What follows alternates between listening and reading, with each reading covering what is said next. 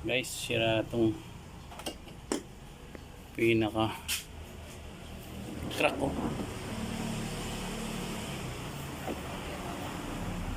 Try natin reparin. Ha? Gamit ito. Ano problema ng motor mo? Hindi. Ito nga ang problema. Gamitin natin ito. Ito. Okay. Let's see. So guys, nakatornilyo tong ating clamp. Tinornilyohan natin. Pero nilagyan natin ng pasak tong clamp natin kasi maluwag siya. So nung humigpit naman to,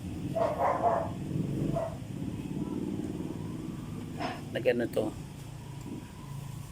Ayan, nagalaw ng konti. So hihigpitan pa natin.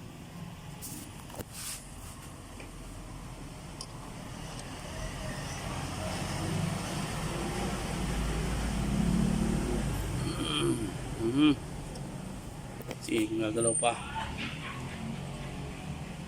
Hindi na. Ariko. Alright, ang so cute.